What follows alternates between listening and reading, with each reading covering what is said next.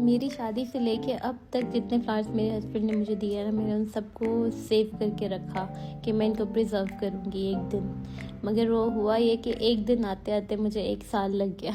Actually ये craft करने के लिए आपको मोटिवेशन चाहिए होती है, और शादी के बाद वैसे बड़ी मसरूफियत हो जाती है, तो दोबारा से अपना पेज स्टार्ट करने में और हर चीज़ रीस्टार्ट करने में मुझे इतना टाइम लग गया।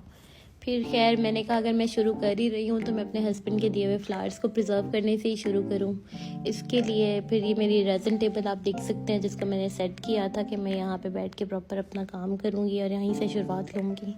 तो यहाँ से मैंने एक आइडिया लिया पिंटरेस्ट से और उसको मैंने कहा कि चलो प्रोसीड करते हैं। तो ये स्टेम्स मैंने इकट्ठी करके उनको जॉइंट किया ताकि मैं एक बंच बना सकूँ फ्लावर्स का, बकेट टाइप। तो आप देख सकते हैं कितनी एफ़र्ट लगती है इन छोटे छोटे कामों में। खैर अभी तो वीडियो बहुत फास्ट फॉरवर्ड की हुई है तो महसूस नहीं होगा, बट ये बहुत मेहनत वाला काम होता है। और फिर मैंने इन सबको स्टिक किया ग्लू गन से, ताकि जब मैं इनके ऊपर रेजिन पोर करूँ तो ये डिस्प्लेस ना हो जाए, फ्लावर्स को और स्टेम को भी। स्टेम को पहले फिट करके फिर मैंने एक बंच बनाने की कोशिश की। ये रेजिन का सामान लिए हुए मुझे कोई 3-4 साल हो गए थे, जब अभी इसका ट्रेंड बिल्कुल ही इनिशियल लेवल्स पे था। बट हुआ ये कि तब मेरे लिए पॉसिबल नहीं था कि मैं अपना एक पेज बनाऊँ और उसको प्रॉपर रन करूँ, और दूसरी बात ये कि तब मैं अपनी स्टडीज़ में भी बिज़ी थी बहुत ज़्यादा, तो टाइम भी नहीं था कि मैं कर सकूँ।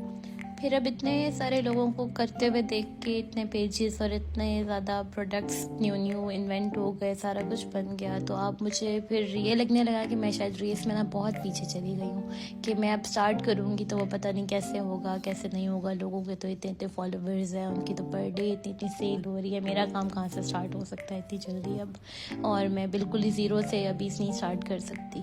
बट खैर हुआ फिर ये कि मुझे मेरे हस्बैंड ने मोटिवेशन दी कि हर चीज़ का कोई ना कोई एक इनिशियल स्टेप तो होता है ना, जो आपको लेना पड़ता है। ग्रोथ फिर वक्त के साथ साथ हो जाती है। खैर फिर उन्होंने मुझे मोटिवेट किया और मैंने अपना काम स्टार्ट किया। अब देखो कहाँ तक जाता है और कितना मुझे फर्दर इसमें एफर्ट करनी पड़ती है। खैर इन बातों में हमारा अब ये रेजिन का फ्लावर भी कंप्लीट होने वाला है। आप देख सकते हैं कि इनको ज्वाइन करते करते ही मुझे इतना टाइम और एफर्ट लग गया, और फिर फाइनली ये बना बड़ा प्यारा था। अभी आप फर्दर इसको देखेंगे तो आपको भी पसंद आएगा, और ये मेरे ख्याल में सबसे बेहतरीन तरीका है। अब बाकी तो हर किसी की अपनी अपनी चॉइस होती है। आजकल इतने डिज़ाइंस और सैम्पल्स अवेलेबल हैं, जो मर्ज़ी चाहे बना लें, बनवा लें, जिस तरीके से मर्ज़ी सेव कर लें। आजकल तो वो ट्रेंड भी बहुत ज़्यादा इन है, जिसमें इयररिंग्स के अंदर लोग अपने ब्लड और बालों से और दिए हुए फूलों को प्रिजर्व करवाते हैं, और वो भी खैर अच्छा है। हर किसी की अपनी अपनी चॉइस होती है। ट्रेस बनवाएं, उसके अलावा आप बकेट्स बनवाएं, या फिर नोटबुक्स और टेबल्स वगैरह बनवाएं। टेबल्स भी बड़ी प्यारी बनती है रेजिन की। इंशाल्लाह मैं इन फ्यूचर सारा कुछ बनाऊंगी तो आपको अच्छा ही लगेगा।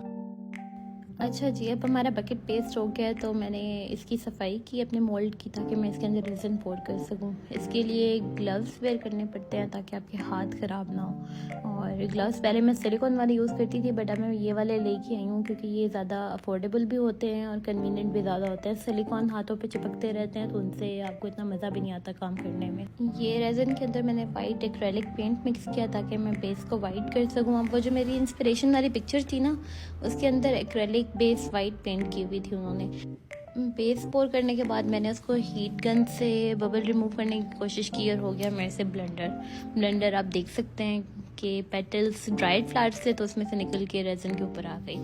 अब हालांकि मेरे पास 7 ही ट्यूज़र पड़ा था, लेकिन मुझे नहीं समझ आती कि मेरे अंदर क्या है, कैसा मसला है कि मैं कोई भी काम एक्सट्रीमली सुघड़ होकर नहीं कर सकती। और मेरे हस्बैंड को खैर इस बात से बहुत चिढ़ है, लेकिन फिर भी मैं करती हूँ। मैंने उसको हाथ से पेटल को रिमूव किया और फिर मैंने ना इसके ऊपर थोड़ा मार्बल टेक्सचर देने की कोशिश की, क्योंकि मुझे बिल्कुल प्लेन जो था ना वो अच्छा नहीं लग रहा था। तो ये आप देखें कि किस तरह से मैंने एक मार्बल इफेक्ट क्रिएट किया। ये दिखने में तो बड़ा आसान लग रहा है, लेकिन इसको मैंने 3 डिफरेंट लेयर्स में जाके उसको किया कि पहली जब लेयर बनी वो हल्का सा, जब रेजिन के अंदर एक क्वालिटी होती है कि वो पहले बहुत पतला होता है, फिर उसके बाद गाढ़ा होता है, फिर दोबारा थोड़ा सा वो लिक्विडी स्टेट में आता है, और फिर एंड में जाके वो सॉलिड बनता है। तो हर स्टेट में वो जो इसकी लेयर्स थी ना वो मिक्स हुई जा रही थी। तो अभी खैर मेरा ये पहला एक्सपेरिमेंट था कि इस तरह मैं मार्बल टेक्सचर क्रिएट करी। फिर मैंने इसको ड्राई होने के लिए रख दिया और इसको ड्राई होते होते एक दिन लग गया और नेक्स्ट डे ये इसकी लुक थी। इसके ऊपर मैंने एक्रेलिक स्टिकर्स पेस्ट किए और फिर मैंने इसको दोबारा एक दफ़ा क्लियर कोट दे के दोबारा इसको एक दिन के लिए रख दिया था। मतलब 2 दिन के बाद जाके इसका ये रिज़ल्ट आया था और ये इसकी फ़ाइनल लुक है। अब आप लोग मुझे बताएं कि आप लोगों को ये कैसा लगा और मुझे फ़र्दर रेज़न आर्ट बनाना चाहिए या नहीं बनाना चाहिए।